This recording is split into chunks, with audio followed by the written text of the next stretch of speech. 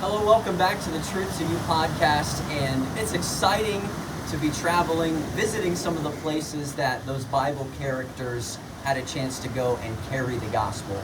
Obviously, we've been on a journey of Paul's tour, and my brother-in-law, who's holding the camera, that's Seth. We appreciate his involvement, and his brother, John Philip Buckner, is with us today, and I've asked him to enter a conversation today because the Lord's allowed him to have the ability to study in Israel for the past few years, and he's obtained a degree in Bible geography.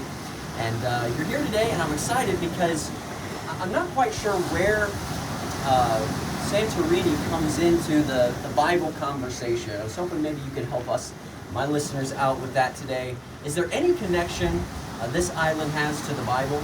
Absolutely. About 60 miles that way across the ocean, you can't see it right now, is an island called Crete. In the book of Amos, it's called Kaftor.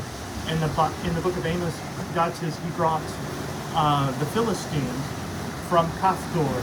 So a lot of people believe that the Philistines were a group called the Minoans in antiquity, and the island where we are had one of the largest volcanic eruptions in human history. We saw the caldera earlier today, where just the entire island blew apart. Amazing. And so we went to Akrotiri up here, which is a Minoan settlement that they found. But the tsunami and the ash from the volcano affected Crete over here, and it pushed out. It caused what's called the Bronze Age collapse. Okay. And it pushed out, and at about that time, a group called the Sea People started showing up in Egypt, and they started attacking the coast of Canaan. Yeah.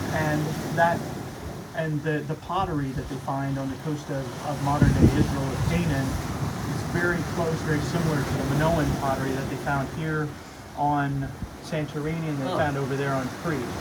So that is the origin of the Philistines. Wow. It's here on Santorini and over there on Crete.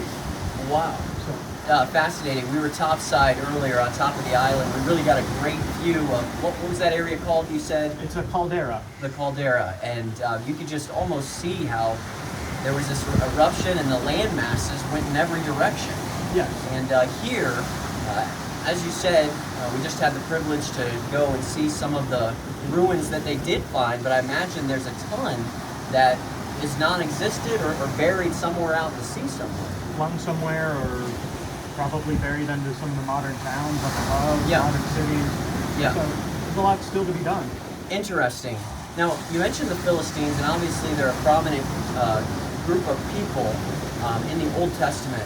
But do we see them in the New Testament? What happens to the Philistine people, or what's going on there? Well, there were DNA studies done on Philistine graveyards in what's modern Israel, ancient Canaan, and early Philistines were Minoan Greek. Okay. And some Mycenaean, but they were mostly Minoan Greek. And over time they became more and more Semitic as they intermarried and intermingled with the people.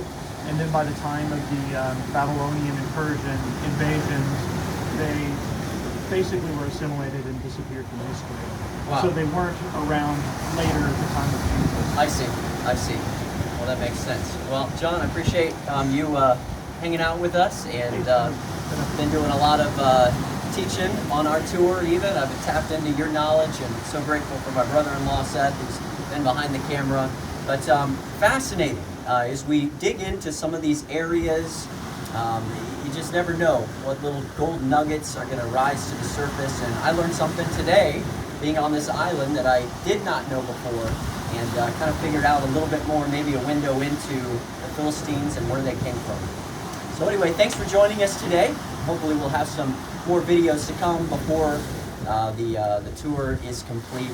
Take care. Thanks for listening.